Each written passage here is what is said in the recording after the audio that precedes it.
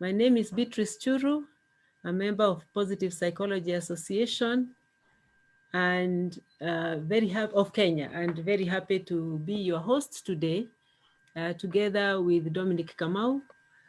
And today we are very privileged because we are going to have, I think for the very first time, two TED laureates who are going to speak to us. They have already given a talk on TED, and I'm sure most of you have listened to it. And even if you haven't, TED Talks are online. You can find it and listen to them at your leisure. And we have a lovely topic today, which is humor. Can humor be really useful for resilience? As you know, we've had a series of talks on resilience, very appropriate for these COVID-19 times when we are struggling in different ways. And as it continues to stretch, this challenge stretches for months. People are wondering, when will it end? And how can we cope? So today we have another perspective of how we might cope. And this is the use of humor. So our two speakers are Mary Kittakah and Joyce Wangari. They've been part of our conversations for some time. And today they are speaking to us, as I said before, about humor. And Mary Kittakah has a master's degree in clinical psychology from USIU. And for her bachelor's degree, she studied in Montclair State University in New Jersey, US. More importantly and interestingly, Mary works with people who have suffered trauma of different kinds. And so she knows what she's talking about when she says humor can be helpful. And she works with the True North Society, which was founded basically especially to take care of people who are traumatized through the experience of being in the military and all that goes with that. But she has also helped us in many other settings where we have experienced trauma, such as the recent terrorist attack in Riverside in Nairobi. So she's talking to us not just from theory, which she is familiar with, but from experience. So you're very welcome, Mary. And I would like to introduce also Joyce, so that when they get talking to us, I will not interfere. It will be a seamless conversation of people who are used to working together like they did on the TED Talk. Joyce Wangari Ngugi has an MA in counseling psychology from USIU. And she is also a doctoral candidate for clinical psychology in USIU, just about to finish, I am told, and that is wonderful. So again, we have a person with great experience. She is a certified psychological first aid expert and has skills for psychological recovery. She specialized in designing and implementing psychological interventions for healthcare workers. Again, you can see people who encounter challenges would have been helped by Joyce, and when she speaks to us, there is experience to call on. She also provides psychotherapy for individuals and groups in families and educational institutions, clinical supervision for counselors. These are some of the achievements and the services these two ladies have been giving to our community. And we are very fortunate that they will share with us from their expertise today. And as I said before, for anyone who didn't hear yet, that they have had a TED Talk recently, and it is online. Listen to it. It is on the same topic as we have today. But we are so fortunate that you are both here today. You can speak to us and we can ask you questions. So this is what we are going to do about questions. We will take questions at the end. So we let them present, because it's also possible that some of the questions you have along the way, you put them in the chat box, but you might find that they get answered even as they continue. Therefore, we will take questions at the end. And so without further ado, I will let Mary take the first word, and let's get into it. Welcome, everybody. Welcome. Thank you very much, Dr. Beatrice, for that introduction. Welcome, everyone. We are so glad that you're able to join us this evening, and we hope that this will be helpful for you moving forward in your daily life. So I'll begin with a short introduction of myself and Joyce in terms of this project on humor for resilience. This journey started about a year and a half ago when we attended a previous TED event. So we realized that Joyce and myself were interested in in TED events. So we met there, and then I suggested to her that we should do one together. Because if you notice in TED events are usually individuals. So we decided to do it differently, where we would be doing it as a pair. So that's when we started off, and we've been working on it. And at some point, we also want to give a very big shout out and gratitude to Professor Selvam. At some point, he made some contributions to our script and made some very helpful suggestions that ended up in the TED Talk. So we did the TED Talk on June 20th amidst this COVID-19 situation. We physically distanced, and we were still able to do the TED Talk, and I hope that we'll provide the link so you'll be able to watch it if you've not been able to watch it yet. Yeah. So with that little introduction, I'll welcome Joyce to start us off with something interesting. Welcome, Joyce. All right. Thank you so much, Mary. Please stop the share so that I can also share my screen. And as you do that, I recognize my dance teacher is here, Wangoi Wakamonji. Lots of people I know, the psychology community. I see our singing community, Kenya Conservatoire of Music, choristers. I see members of Positive Psychology Association of Kenya. I see Journal Club people. Asanteni sana for joining us. Now, we know you just came from the office. And before I even continue, let's do a little embodiment exercise. I want you to loosen up. So if you can see me, if you cannot see me, just pin my video, or the host can also make me spotlight my video. So I hope you can all see me. I'd like you to, I'm spotlighted now. So even if you're looking at me from a phone, you can see me. I'd like us to loosen up a little, because I know we are all coming from work and other obligations. Just follow my cue. So hit your hands on your chest, like the way you would do, like if you are a monkey or a gorilla in Rwanda, all right? And then lift your hands and say, ha! So don't unmute yourself, just stay muted, all of you, but do that, please. Ha, ha. So this is a technique to loosen up and start to see the other side of life, that is laughter, giggles, humor.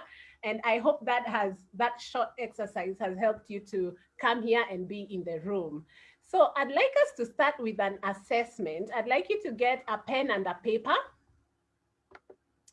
I'll be sharing an assessment with you. Then later I'll come back and talk more about what I do and blah, blah, blah, and more about the topic. All to get yourself a pen and a paper, because we need some writing material. We're going to do some exercise. And as you're getting a pen and paper, let me just give a disclaimer. Just as Mary said, humor is humor. Humor is not comedy. So those of you thinking we're coming here in a comedy experience to make you laugh, that's not the end goal. So humor is a little different from comedy. I might expound more further later, but just in a nutshell, humor is not comedy. Although all comedy has humor, but not all humor is comedy. So humor happens anywhere at any time. Comedy is a stage performance, you know? So humor might be to deliver a message, but comedy is an attempt to make you laugh. So we are not here to attempt to make you laugh, but you might find some of the things we say funny. All right, are we together? Okay, so I am sure now you all have a pen and paper. So I'd have you read these instructions. This is the Humor Styles Questionnaire by Dr. Rod Martin. The instructions are as follows. Please listen very keenly. People experience and express humor in many different ways. Below is a list of statements describing different ways in which humor might be experienced. Please read each statement carefully and indicate the degree to which you agree or disagree with it. Please respond as honestly and objectively as you can. Answer by indicating one of the options for each of the 32 items coming up using the following scale. So there's a scale here from 1 to 7, and you're supposed to pick one option, all right? 1 is totally disagree. This is a Likert scale. And 7 is totally agree. So 1 is totally disagree, 2 is moderately disagree, 3 is slightly disagree, 4 is neutral, neither agree nor disagree. 5 is slightly agree, 6 is moderately agree, and 7 is totally agree. So before we go on your piece of paper, please list down numbers in vertical order from 1 to 32, creating a total of 8 columns and 4 rows, all right? So you write 1 at the top, below 1, write 2, 3, 4, then go back to the top, the next column, write 5, 6, 7, 8, the next 9, 10, 11, 12, like that, all the way till 32.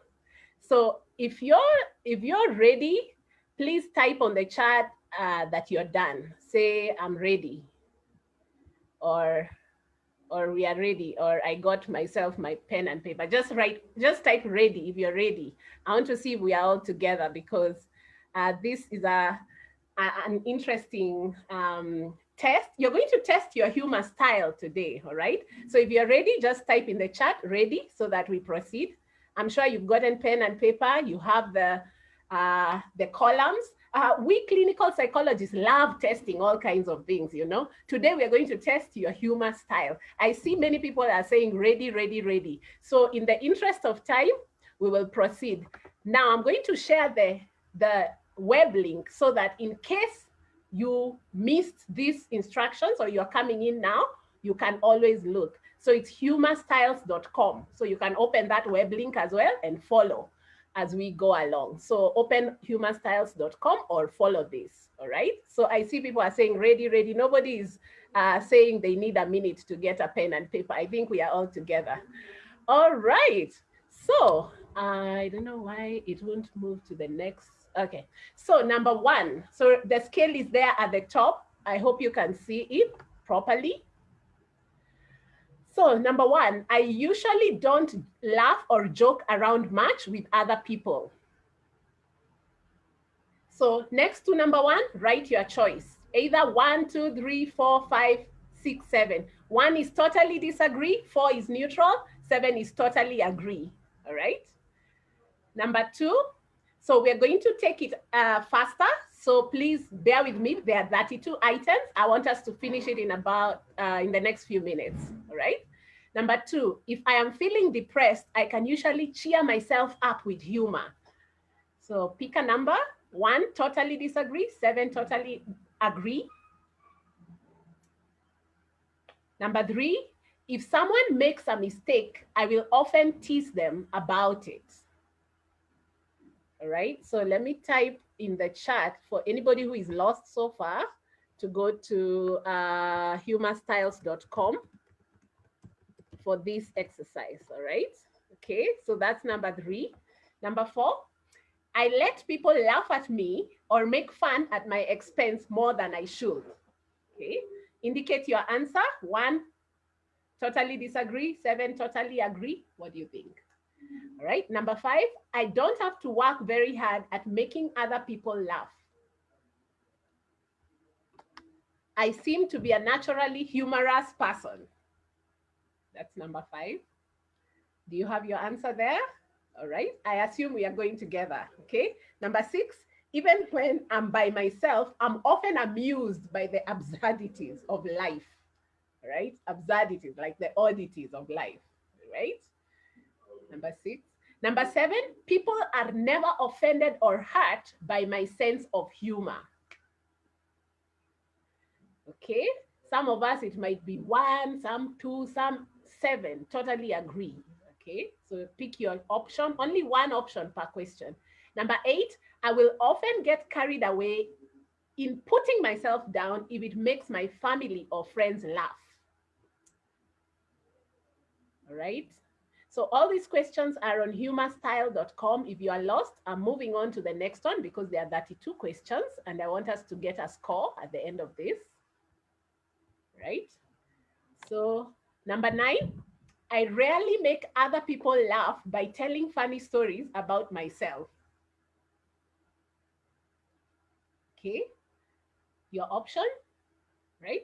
10, if I am feeling upset or unhappy, I usually try to think of something funny about the situation to make myself feel better. 11, when telling jokes or saying funny things, I am usually not very concerned about how other people are taking it. All right, number 12, I often try to make people like or accept me more by saying something funny about my own weaknesses, blunders, or faults. Let me see if we have any questions or comments. Okay. Aha, I believe we are all together. Number 13, I laugh and joke a lot with my friends. 14, my humorous outlook on life keeps me from getting overly depressed or upset about things. Pick your option. The options are at the top there. Okay. 15, I do not like it when people use humor as a way of criticizing or putting someone down. How much do you disagree or agree? 16, I don't often say funny things to put myself down. All right, I'm moving to the next slide.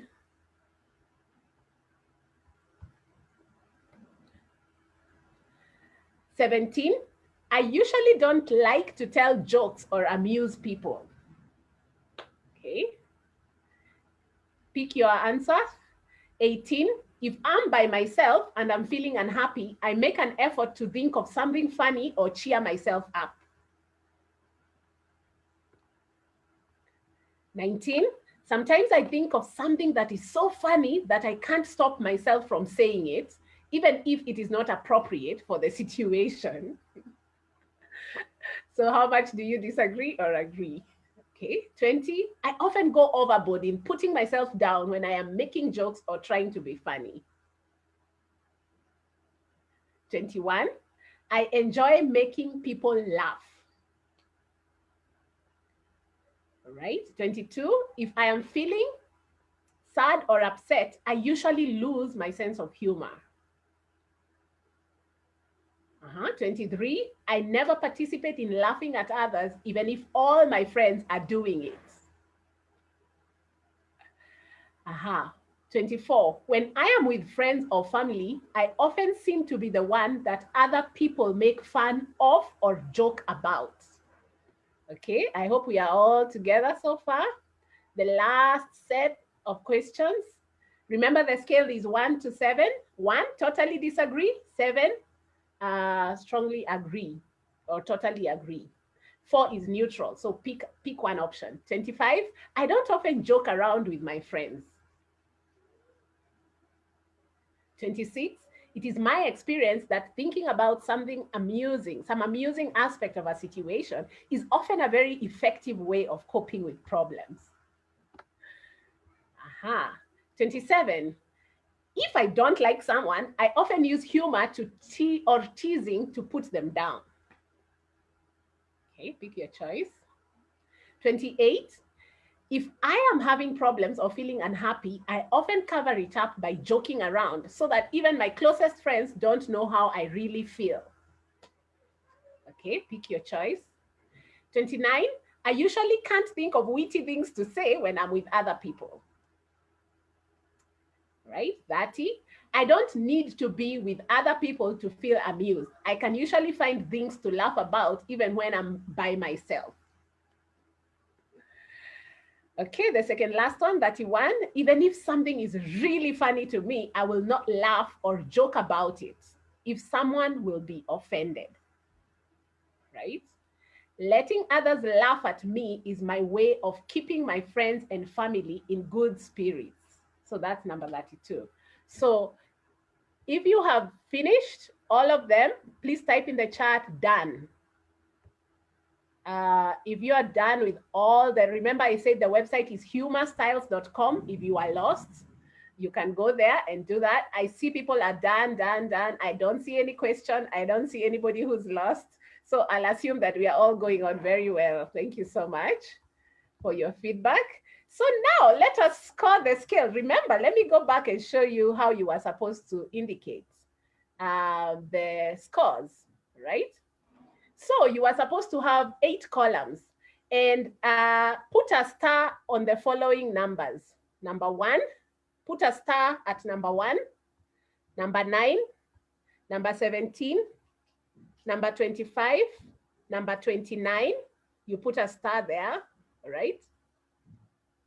Put a star number 22, number 7, number 15, number 23, number 31, and number 16, okay? These ones that are italicized, you put a star there. So 1, 9, 17, 25, 29, 22, 7, 15, 23, 31, 16, all right?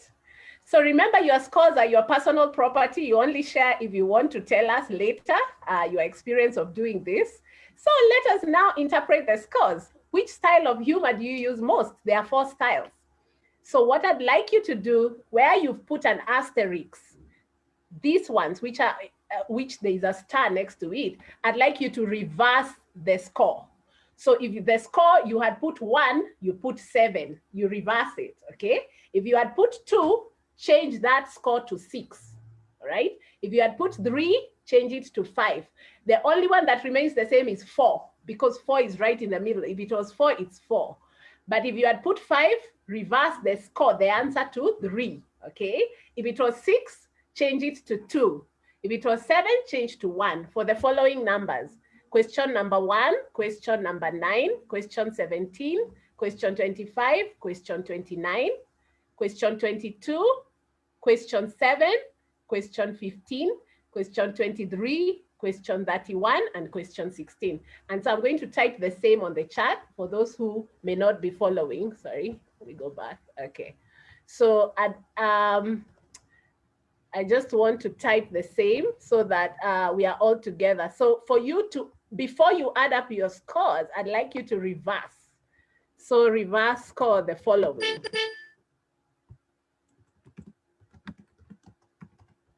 And then add up your scores after you do the reverse of the numbers in asterisks. Then I'd like you to get the totals across the 4 rows, okay?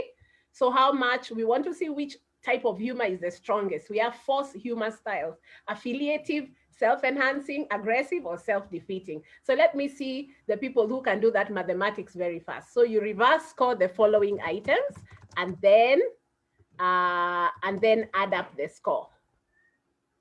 Are we together? So then you add up each row, okay?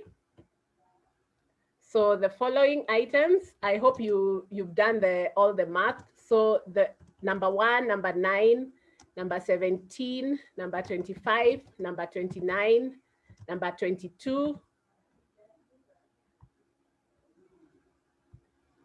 number, what's the other one? Let me see, number 7, 15, 23, 31.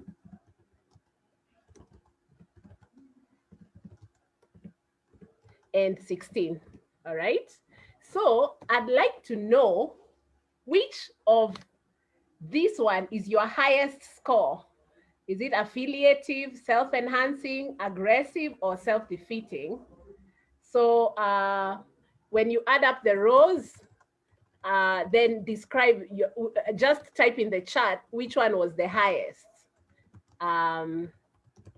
Inform which humor style is the most dominant or had the highest score. If you're comfortable, remember this is your personal property, this is your test, it's your assessment, it's your personal score, but if you feel comfortable to share, please do so. So tell us which humor style has the highest score. So that would be your most dominant, or in which order, and in which order the rest fall. So I'm going to give you an example of mine in a minute.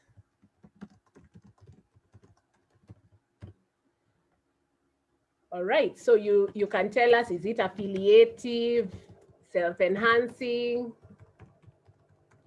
aggressive, or self-defeating? All right.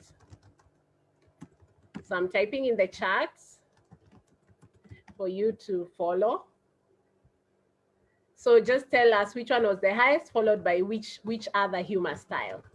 Okay, and just in a nutshell, let me show you my scores. So these are the 4 humor styles, and just a little bit on the humor styles before I show you my scores, and then we finish this exercise, is that there are 4 humor styles. So you either get self-enhancing, affiliative, aggressive, or self-defeating.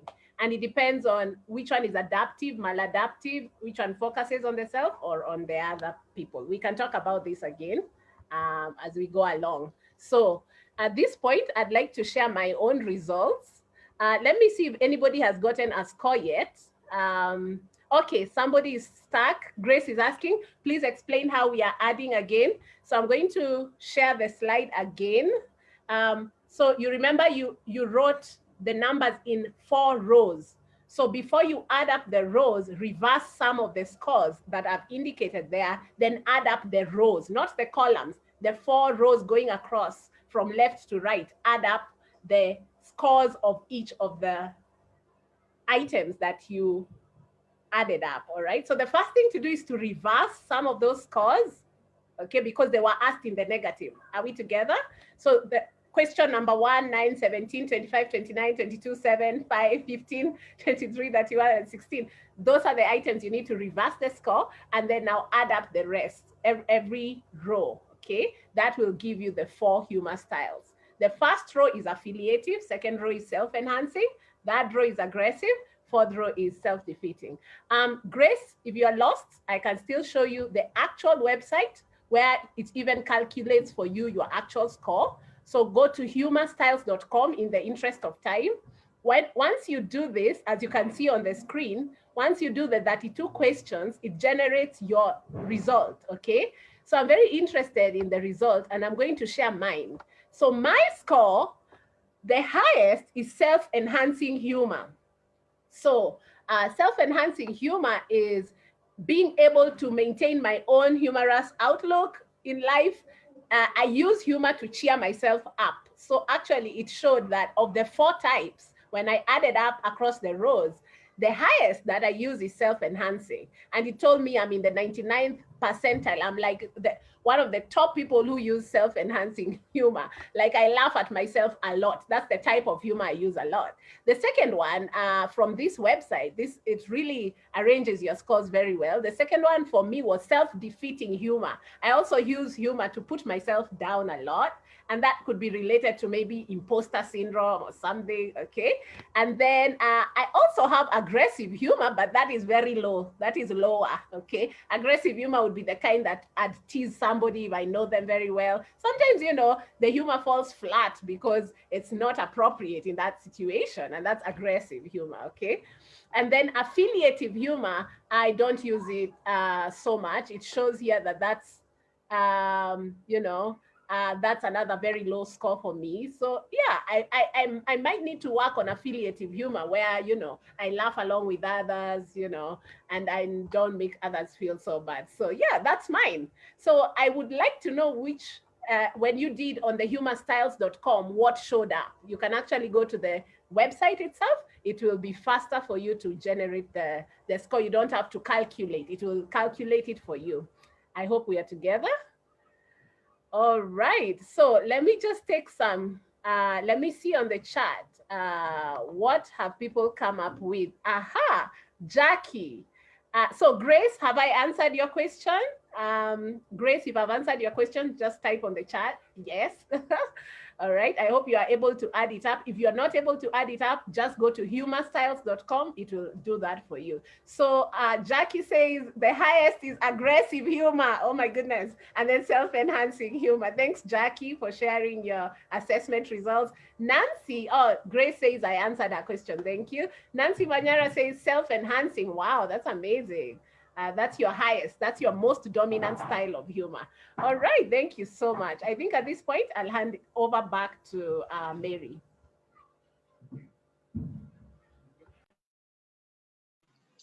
Thank you so much, Joyce. You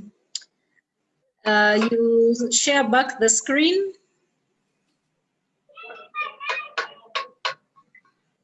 Yes, you can share screen now.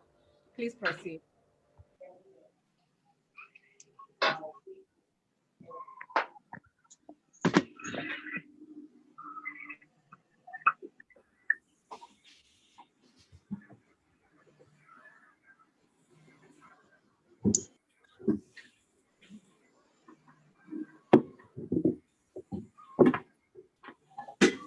All right, so the things that Joyce was talking about will become clearer as we go along. And then if you have any questions, we'll be able to answer them at some point towards the end. So the objectives of this webinar today is these 5 or so things.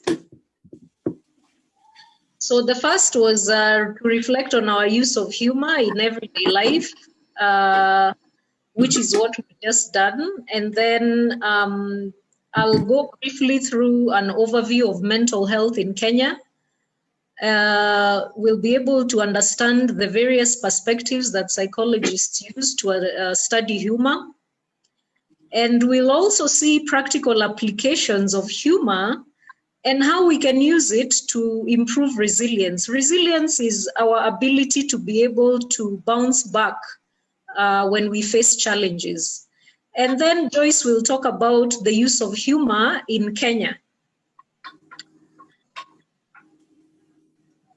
So Joyce and I have been working together for a while.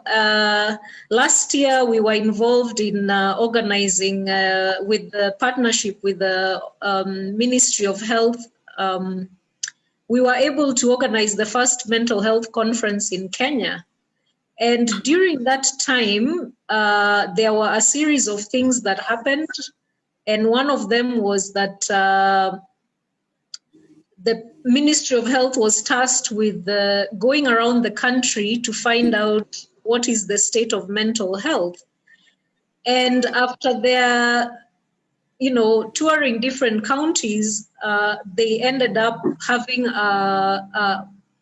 this document you see on your screen, the Mental Health and Well-Being Towards Happiness and National Prosperity.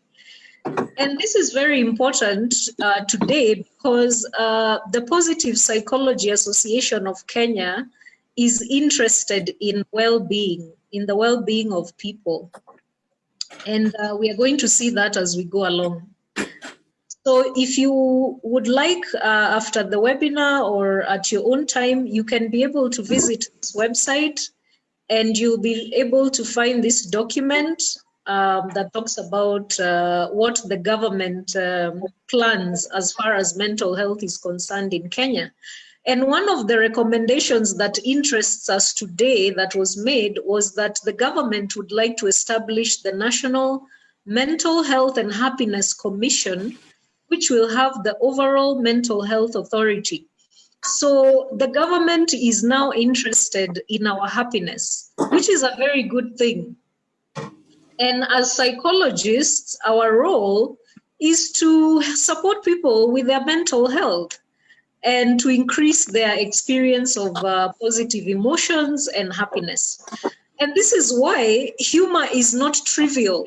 You know, we might not think of humor as something that has to be studied academically, but from today we'll see that it's quite important.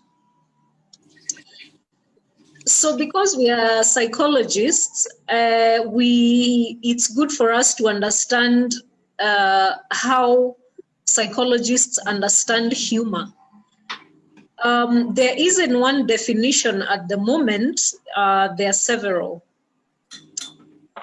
One of them is that humor is playful use of incongruity or alternative interpretations. And incongruity basically means things that are not aligned. And humor is also a way to have a positive worldview. And humor is also a behavior that makes others smile, laugh, or lighten their mood. It's also a physiological response. If you've noticed, when you laugh, you feel a certain way in your body. And it's also a social activity. When you're with people that you're comfortable with, you'll be able to laugh together, and that helps you to socialize. And it's also used as a tool to counter stress. So my presentation is based on these references, these 4 books. If you're able to access them online, it will be good. You can be able to find more information if you'd like to read more about humor. So the psychological approaches of humor, let me say here that there are different types of psychologists, as you will see shortly. We are clinical psychologists, so there are other types of psychologists. Maybe some of us joining us today are not in this field, so it's good for us to know what types of psychologists exist. And I also have to say, this is not all of them. This is just the ones that are applicable in this particular webinar for today. So we have cognitive psychologists, and we have psychologists who study the biological makeup of our brains. So cognitive psychologists are interested, in terms of humor, are interested in how we think and represent information. And they're also interested in, because we have something called schemas in our brain, how information is represented. It's organized in networks. And this is what forms the mental representations that we have. The biological are interested in they're interested in the brain and how our brain processes humor. Yeah, because humor, when we find something funny, certain parts of our brain are activated. And then there are those who study personality, psychologists who study personality. This is because as people, we are different, and we appreciate different jokes, yeah? And we appreciate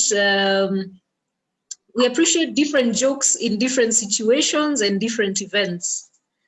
And then there's social psychologists. These are people who study the way that humor is used in social situations, yeah? And then we have psychologists who are interested in the cross-cultural nature of human beings. We all come from different cultures and traditions, and that influences what we find funny. That's why at the end, Joyce will talk to us about humor in Kenya, because humor in Kenya is different from, let's say, the United States, where I spent most of my 20s. I realized that the humor there is quite different than what I find here in Kenya. So those cultural beliefs and norms affect people's appreciation of humor. And then we have developmental psychologists. These are people who study the human beings across the lifespan. And is it that our appreciation of humor changes as we get older? Just think about in your own life, growing up, the things you may have found funny when you were 6 years old may not be the same, because you've changed and you have a better appreciation of your environment. And then we have positive psychologists, such as those who are in the Positive Psychology Association of Kenya. And they are interested in well-being and whether humor can become a character strength. You'll find that character strengths are a very big part of the study of positive psychology. And then there's us who are clinical psychologists. We look at the role of humor in psychotherapy. And I'll elaborate on all these. So we try and see how we can help clients to release tension and build stress resistance. So I mentioned that I studied in my undergraduate in the United States, and this picture will help us to understand a little bit about how cognitive psychology understands humor.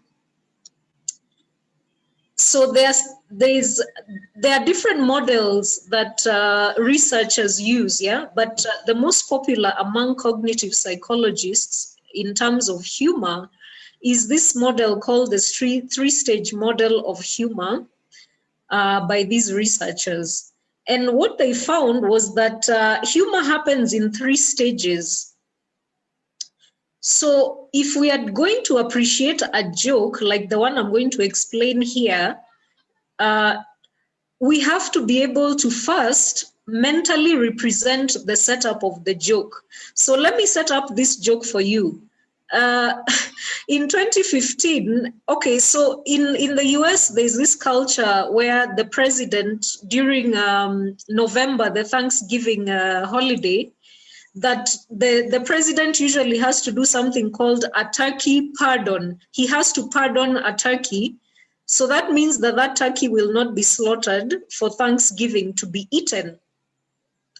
So this is what this is about. So the joke was that, I'll also provide the reference for the joke, but the joke was that he says, "It's hard to believe that this is my 7th year of pardoning a turkey. Time flies, even if turkeys don't." Okay? I don't do a good job as he does. When you'll watch the video yourself, you'll get to see how he delivers this joke. It's quite funny. So what happens to his daughter, the younger one, she takes a few seconds to realize that what just happened, because in her brain, the joke has to be first represented. The brain has to understand what the joke is, and then it has to detect an incongruity in multiple interpretations. So her brain is trying to process time flies even if turkeys don't. So the incongruity is in that time flies. Yes, we all understand that time can move fast, but turkeys don't fly. Yeah. And that is what her brain takes some time to understand, yeah? So in the 3rd stage, or in the cognitive process, in the mental process, her brain is trying to resolve the incongruity that time flies, but turkeys don't fly, right? So having that explanation, the psychological explanation, you can later watch the video, and then you'll be able to see the whole length of the joke. So personality psychologists are interested in our personalities, and there are various ways that these psychologists study our personalities. One is by looking at our big 5 personality traits, which have the acronym OCEAN.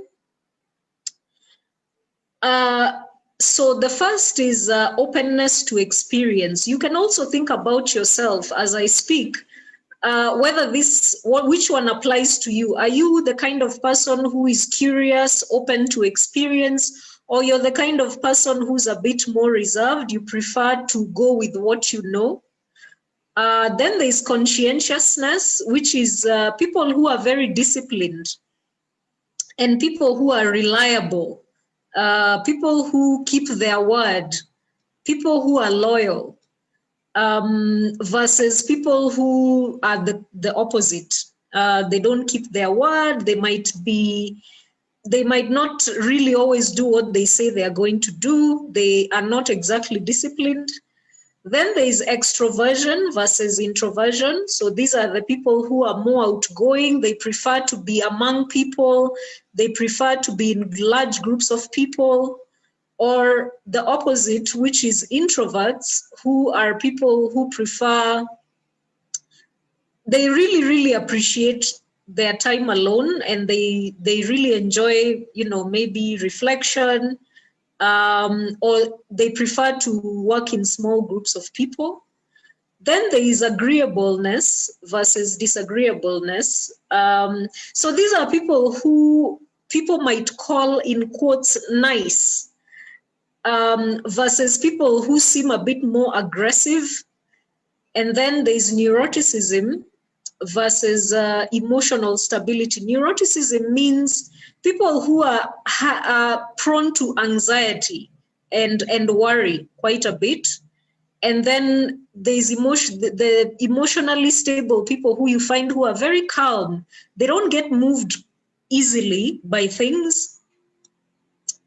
So all these factors, you may fall in every category. You fall somewhere, and depending on where you fall, that will influence how you appreciate humor, how you comprehend it, and even if you're the kind of person who is very funny, how you produce humor, the kind of humor that you like to produce. So Joyce talked about the humor styles, and here they are. Affiliative humor is used to amuse and increase positive feelings in others. Yeah. Self-enhancing helps us to maintain a humorous outlook, even when we are stressed. Self-defeating humor is the kind where you poke fun at yourself to amuse others. Yeah. And then there's aggressive humor, which teases or ridicules others to hurt them and make ourselves look good, yeah? And then there's dark humor. So dark humor is the kind that makes fun of tragedies. I'll elaborate on this a bit later. And as we go along, you can think about some examples of these in your own life. So this is the link for our TED Talk that we did with Joyce. And you'll see, when you listen to the TED Talk, you'll be able to find the different types of humor. I think, Joyce, we were able to use affiliative, self-enhancing. We poked fun at ourselves, I think.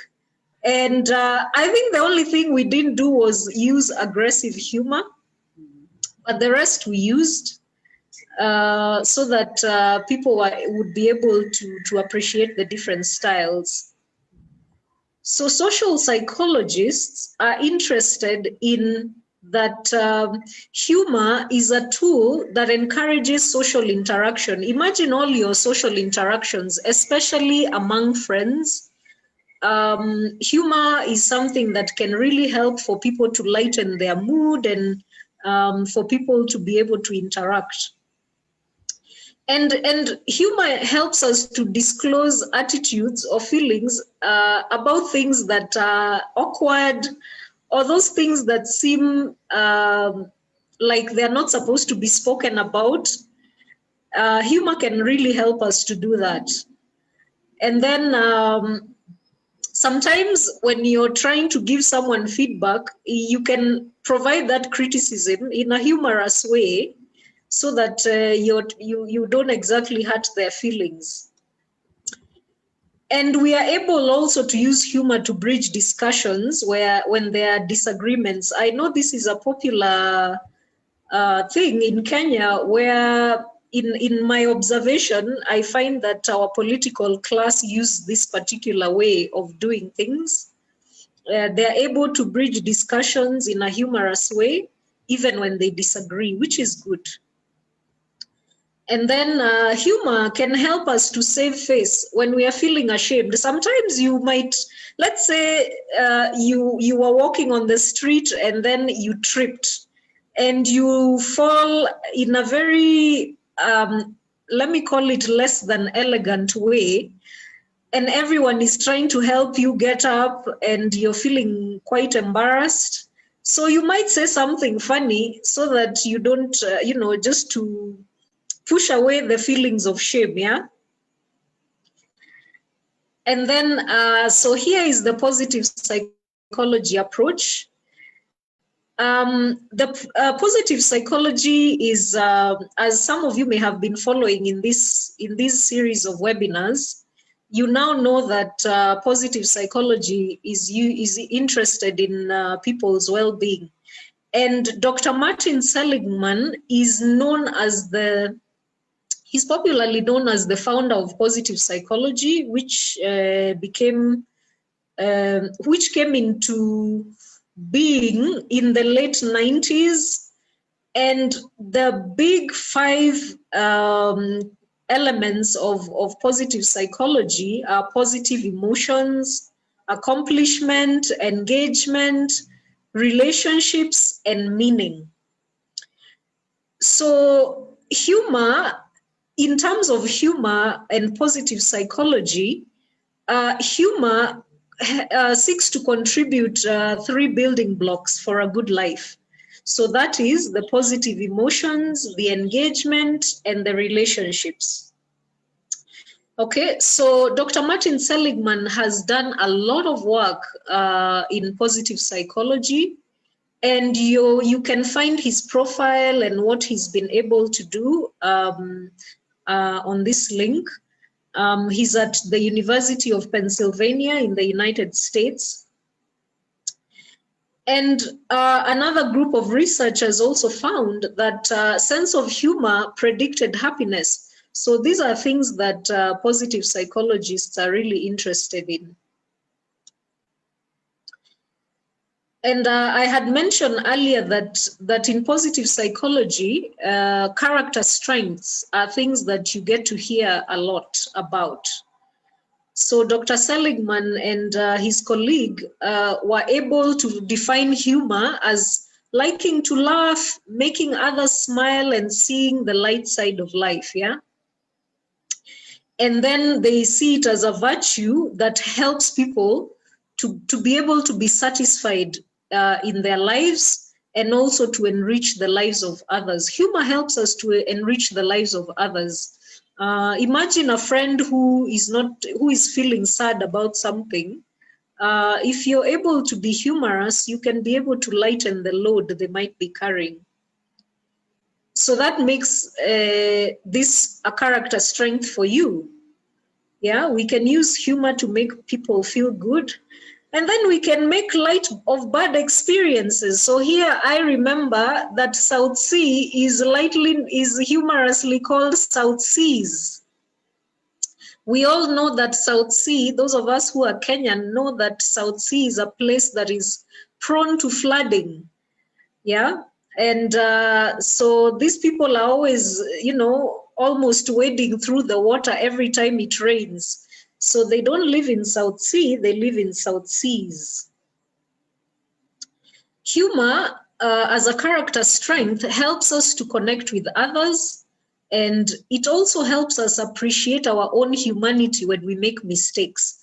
As human beings, we make mistakes quite often because we make mistakes for various reasons. Sometimes it's because we are lacking in some knowledge. So when we make mistakes, we can come back by being humorous. Now, I have to make a clarification here that we are not saying that humor is an escape from reality, but it enhances reality. it lightens the situation. But we are not trying to say that we are using humor to deny reality.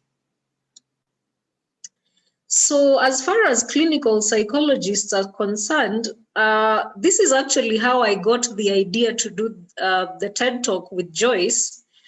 It's actually, the idea came about from a client of mine in a very difficult environment, and I was asking her some mental health related questions.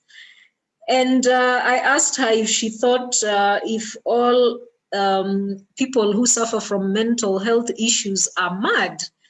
And she laughed very heartily. And then we ended up laughing together because she realized that if that was the case, that if all people who suffer from mental health issues are mad, that would mean that she's also mad, you know, and that is what really made her laugh so much. So we were able to share a funny moment, and our interaction was able to go very well. So since that day, that stayed with me, and in the end, it ended up becoming the birth of a TED Talk. Now, in clinical psychology or in psychotherapy, it doesn't mean that the client and the therapist don't realize that therapy is a serious issue. It's just that the humor, when used appropriately, it's able to help them to build a good relationship, and also to be able to appreciate both sides of life. You know, there's the difficulties, but there's also the happy moments. Now, what are the practical applications of humor? How do we actually apply humor in our lives? One is at work. So here I'll talk about the non-funny occupations. So these are the daily job descriptions that involve death. We can think of people who work as funeral directors, people who work as undertakers, people who work as pathologists, among others, who see death every day. Yeah. Then there's those of us who see the stress of human suffering, such as firefighters, police officers, military soldiers, clergy, psychologists, humanitarian workers, doctors, nurses, and many more. We are in professions where we see the dark side of life.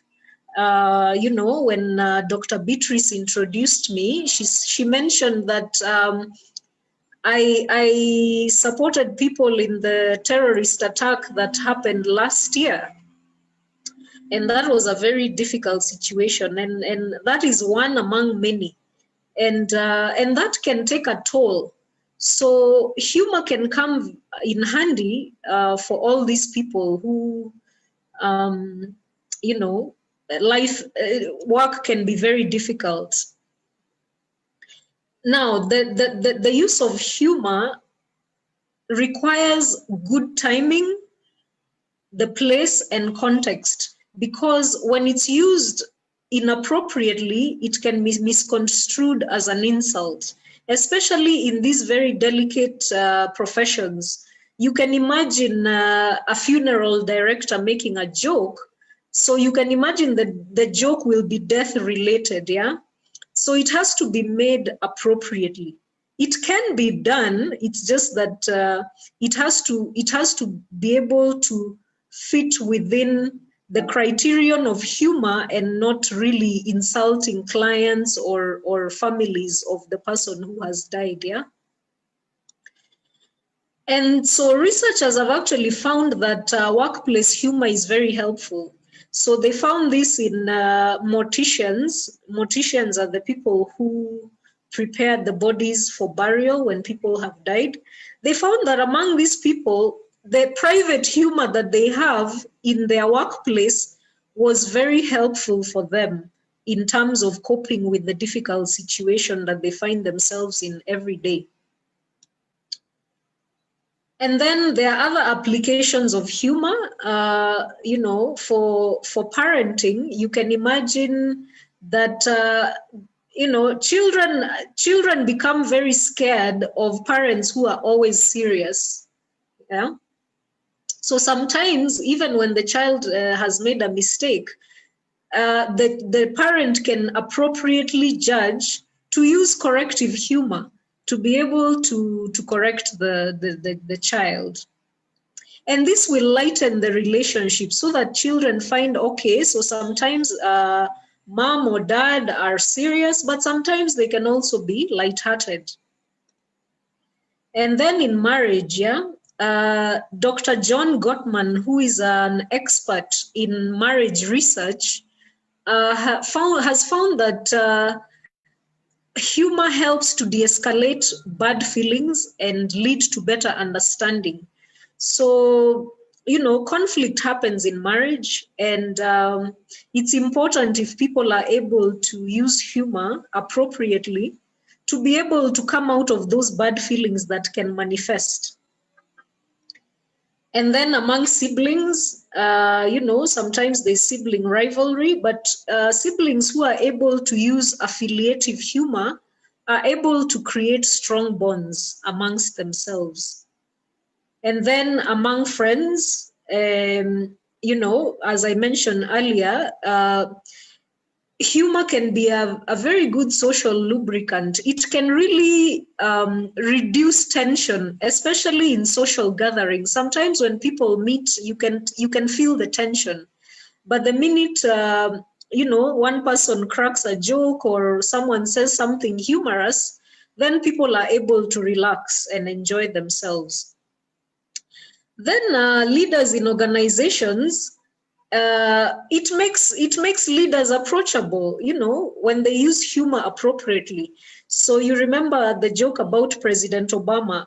President Obama used humor a lot, and that made him very approachable, both by the world but also by the people he worked with.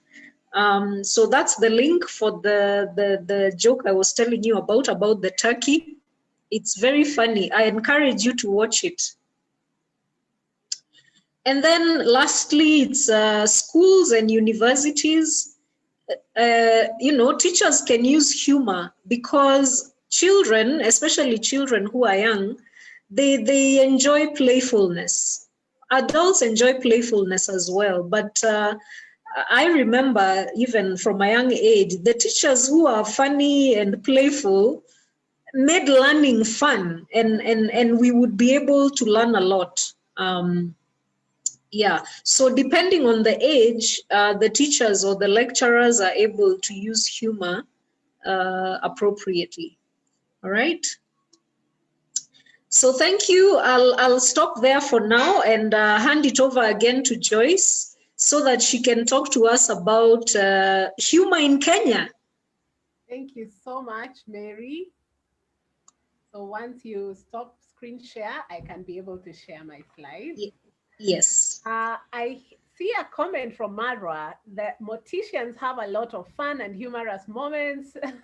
I personally enjoy hanging around them in their place of work when I have no clients and I need a break. Wow, that's interesting. I love how you brought out the fact about the dark humor and that sometimes it's just very good for coping, but also the manner in which you delivered some of the jokes was quite stoic, and you had us laughing while you were still very serious. That's like, it's said to be one of the best ways to deliver humor. So thank you so much, Mary. That was really an interesting presentation. So I'm bringing our topic more local, but I want to start with a very evocative picture here. I am I am a research mentor, and one of the tools I use in having people look at their ideas is called mind mapping.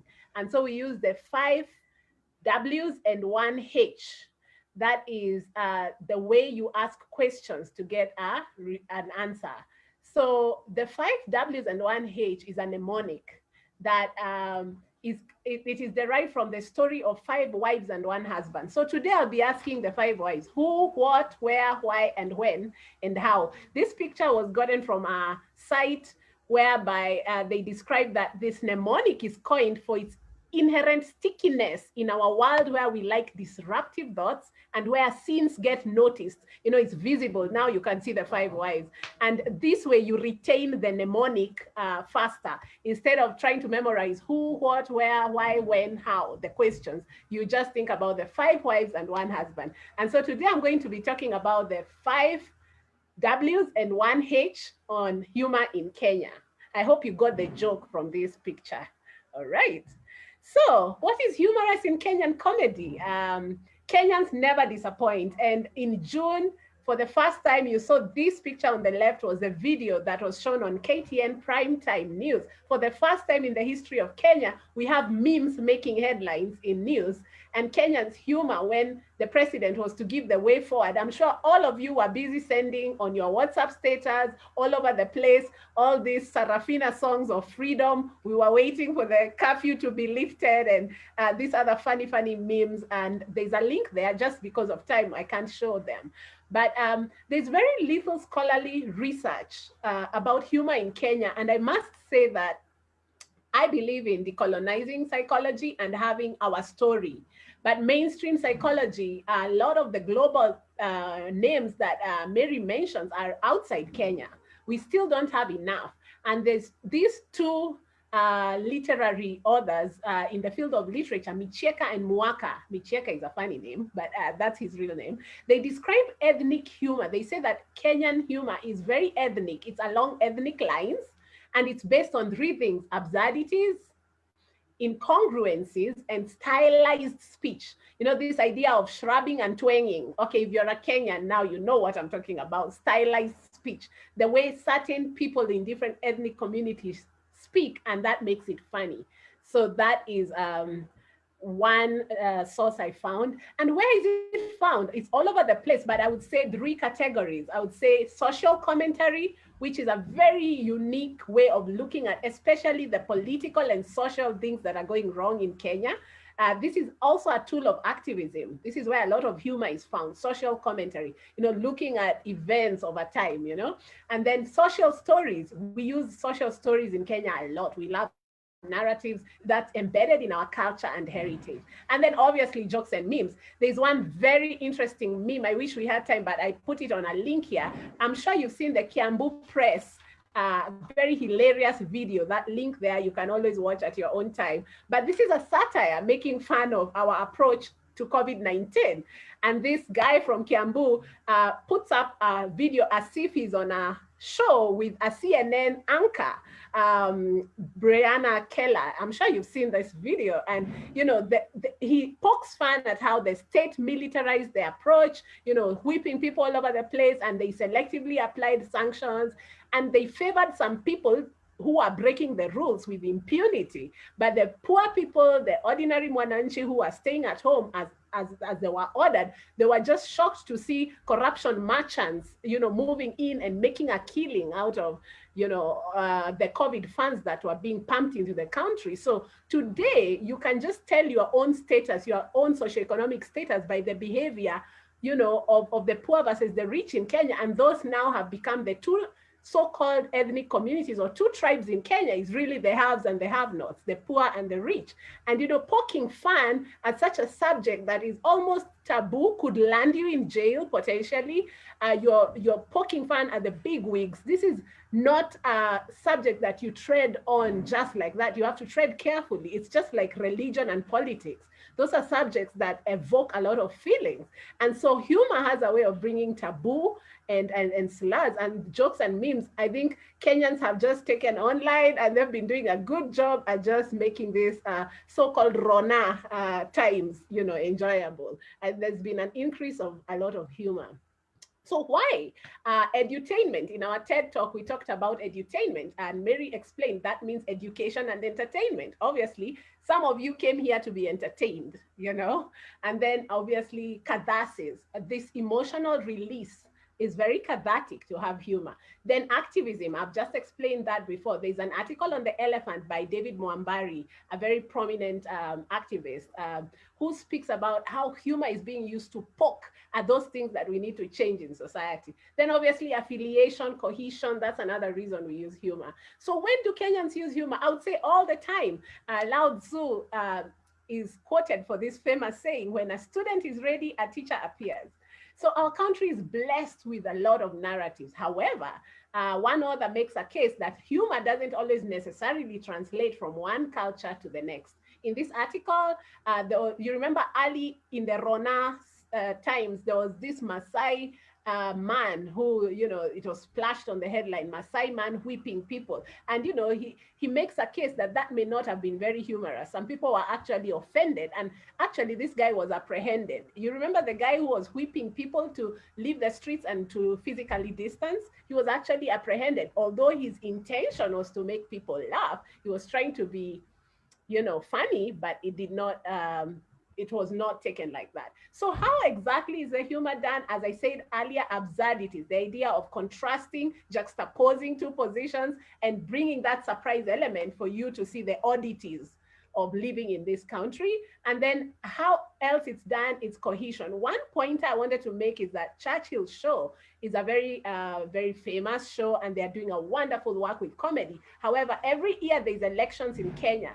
Just so you know, they're not allowed to make any jokes about ethnic communities. So now the jokes move towards national cohesion, because those years in Kenya when there's an election or electioneering are very fragile in our social fabric. So again, you can make humor to create Kenyanness or cohesion. And then to restore, to connect, to heal, I think Mary alluded to that. And that's about it. I just want to say that there's a study of humor. It has a name. It's called gelotology. And if you just Google Wikipedia, gelotology shows up, and you can read all about, there are so many humor theories. I got this funny video, this meme of a cabin fever situation where we all feel like we are locked up, where our movement is restricted, and there's curfew still going on even up to now in Kenya. And just want to encourage you with Viktor Frankl. Viktor Frankl is an existentialist. You probably knew about this guy who was in the concentration camps. And he said that it is well known that humor, more than anything else in the human makeup, can afford an aloofness and an ability to rise above any situation, even if only for a few seconds. This guy spoke about your willpower, that even if somebody took away your freedom, they took away food from you, they took away a place to sleep, there's something he said that you can never ever take out of a person. That's their willpower. So he was in a very, very serious and sad situation in the concentration camps, but he was a survivor of the Holocaust. And he says that humor was one of the things that helped him come about. I'm an existentialist myself. I really like philosophy and things like that. So that's the quote from Viktor Frankl. And that's about it. So some references there. You can always get this presentation. I'll post it on my website, wangari.africa. So thank you very much. I think at this time, we can hand it over back to Dr. Beatrice so that we take some questions. Thank you so much. That was a brilliant presentation. I agree with those that are putting those kind of comments in the chat box. Intellectually stimulating, highly engaging. Thank you so very much. I must say I didn't know that humor enhances reality, or at least I never thought about it that way, but I found that a very interesting statement to hear, that humor helps to create rapport.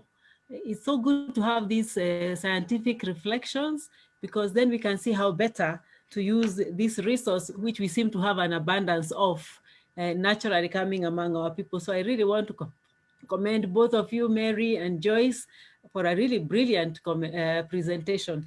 There hasn't been a lot of questions. There have been a lot of agreement and satisfaction with the presentation. People are still saying how much they loved it. And yes, that the comments keep coming. If there is any question, let's have it. Let me pause one just to give you a chance to say something again to answer. Especially in the therapeutic setting, but also when things go bad, I am always a little bit suspicious of humor, as if it's an unhealthy escape or a camouflage. I would like to hear a comment on that, but I'm also looking out for any other questions, and I so far haven't seen any. Maybe as you answer that, I will look a little more keenly. Thank you so much. So Mary, maybe you want to take that? Sure, sure. Yeah, so as I mentioned earlier, the idea for this TED Talk came actually from a situation I had with my client. And that is what sparked, up to that point, I had never thought of humor in psychotherapy, but it happened organically that she laughed, and that also gave me the permission to laugh. And I got very quickly what she was laughing at. She was laughing at the fact that if I'm asking her if people who have mental health issues are all mad, then that would also mean that she was mad, yeah. But that didn't take away from the fact that she knew I was there for a serious, engagement. But it really lightened the moment, and it built our relationship moving forward. Now, I have to emphasize, based on your question, that in psychotherapy, it's very tricky. You have to be very careful how you use humor, because it can be misinterpreted by the client as something else. And if you at any point feel that it might have been misinterpreted, then it's important to clarify to the client what it is that you find funny, or also if it's the client who is laughing, then you could also ask them what it is they find funny.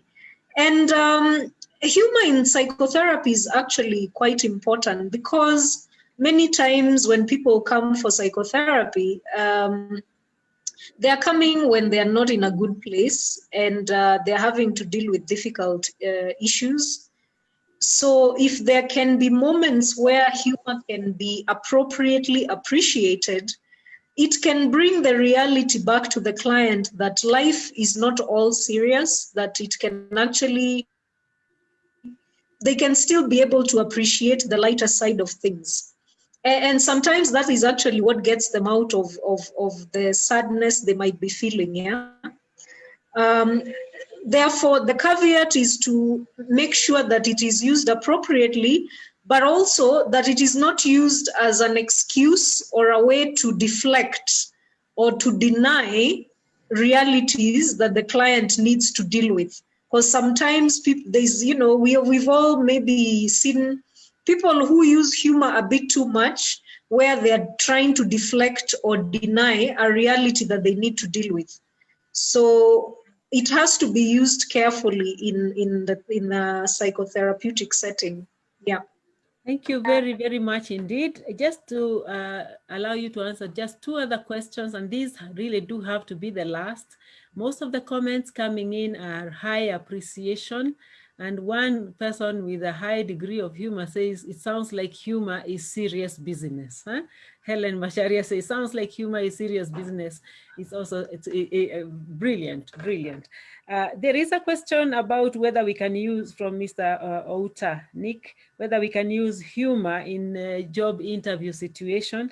There is also a second question from Kirindi about what are the key don'ts in the use of humor. So I'll take those two questions, ask you to take those two questions, and then we will revert to Dominic to answer questions. There is a question about joining the association. How do we join the association, positive psychology, and those are the questions that are general to the association. So I allow you to answer those two questions. Maybe I repeat them.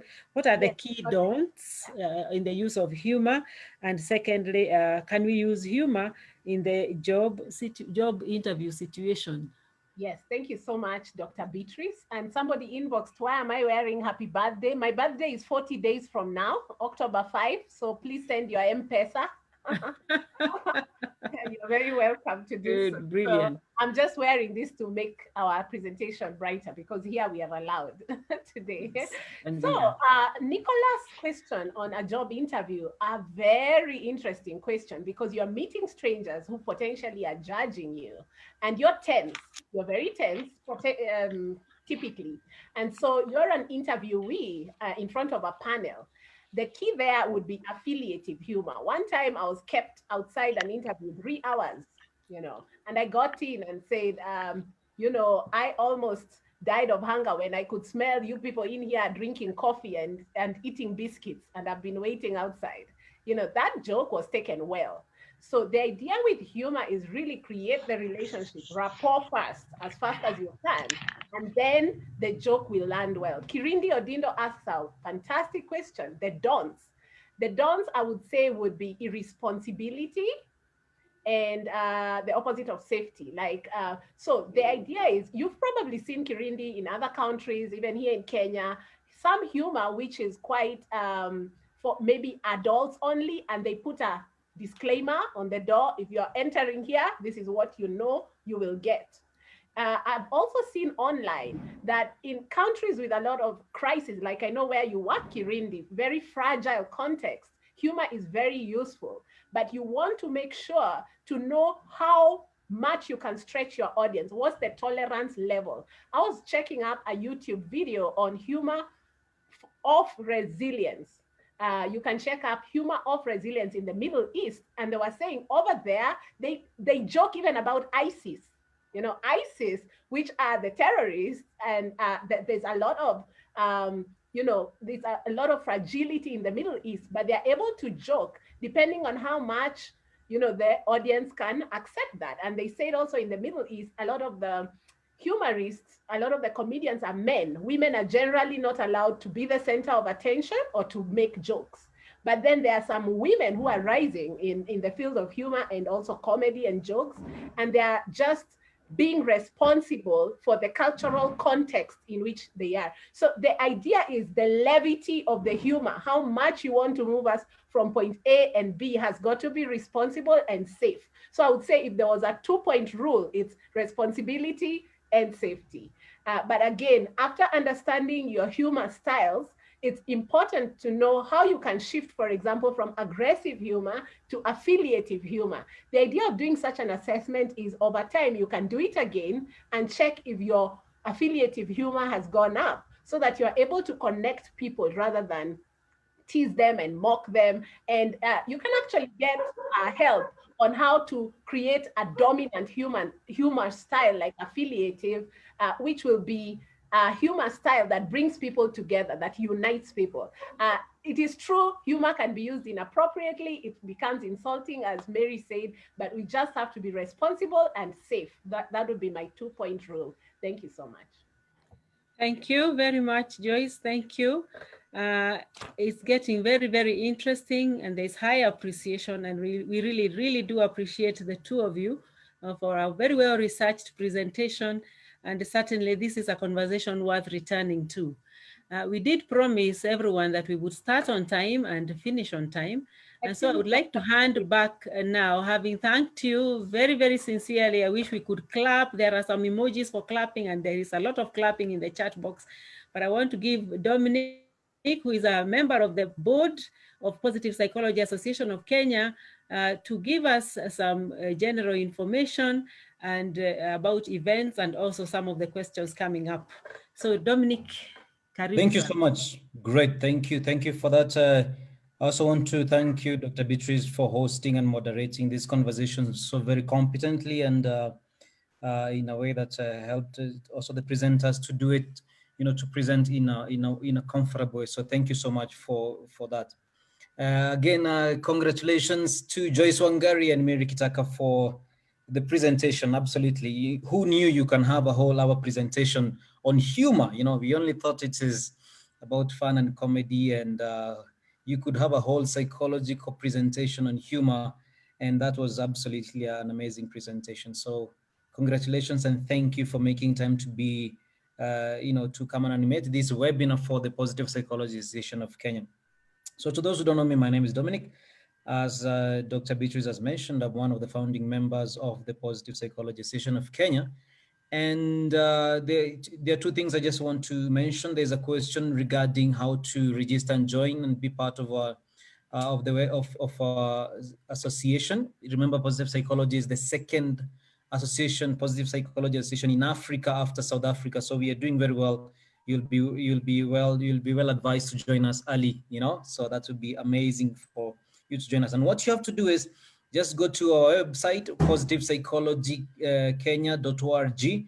There is a link that has been presented, that has been put there by Dr. Beatrice. You can follow that. You can click on that, and you will, once you click on membership, which is on the top right part of the website, you will follow the prompts that you will be given, and then you make the payment that is required at your own good time. And then you'll be a member of the positive psychology, and you shall have benefits like exclusive workshops that are members only, by prominent members of the positive psychology around the world, because that is the direction we are moving into. So joining in will allow you to join those exclusive workshops by prominent positive psychologists from around the world when they happen, and they will be happening. And also when we have workshops like the one that we are starting on Monday. So remember, on Monday we are starting a full week of a workshop, positive psychology workshop, positive lifelong development. We are going to be looking in different ways and how development happens in terms of character education in schools. We're going to be talking about I'll also be introducing on what positive psychology is all about. There'll be very, very interesting topics, and so all you have to do is to go to our website also and sign up for that workshop that is coming up. That you're going to find a link there. It's 5,000 shillings for anybody who wants to join. It will be happening from 5 to 8 p.m. So we are not interfering with your day. So if you want to join for the workshop, just go to our website and join there and sign up. The whole week is 5,000 shillings. And we shall be having it from 5 to 8. And there'll be a variety of topics as I have indicated to you. And possibly just for the purposes of those who might want to hear what we will be covering, we'll be talking about positive psychology overview, the different models of lifelong development, character development in early childhood, children well-being manifesto, positive parenting, character development in schools, positive youth development, positive emerging adulthood, midlife growth, and zero transcendence, which is well-being in later years. So as you can hear, we're going to be having some very interesting topics, and all you have to do is go to our website and sign up and join us as from Monday. We're starting on Monday, 31st of August, as from 5 p.m. to 8 p.m. And we are going to be having 2 sessions a day. So that's the plan that we have. Other than that, if you have any further questions, feel free to go to our website, positivepsychologykenya.org, and you will find a number there, and that number will go to Mr. Peter. And Peter is going to give you any advice and guidelines that you might need going forward. All right, so thank you so much. That's it from my end, and I'm going to take it back to our host, Dr. Beatrice Churu, to close the event for us. Thanking you once again, Madam Mary Kittakah and Joyce Wangari, for the wonderful presentation that you have just done. Thank you so much. God bless you. Good evening. So thank you, everybody. Thank you, Dominic, for all that very important general information. Feel at home on that website and let us grow together. Today, we were 100 strong on this platform, and I'm sure we had some people following on Facebook. I think something positive is really needed in our country, and if it is also scientific, how wonderful that can be for us. So we are on the right ship. Let's steer this journey together. So let's see you next week. Have a good night, and we meet again for the general webinars in a month's time. We shall announce in good time. And so let's keep this journey going. Indeed, if you have something that you think we can handle together here, or you have a topic that you yourself are very able to handle, let us hear about it. Some of you are members already, and we can have this conversation. So feel at home and enjoy your time. Good night. God bless you, and keep doing well. Keep staying safe. God bless you. Bye now. Goodbye. Thank you. Thank you. Thank you. Asante sana. Erini.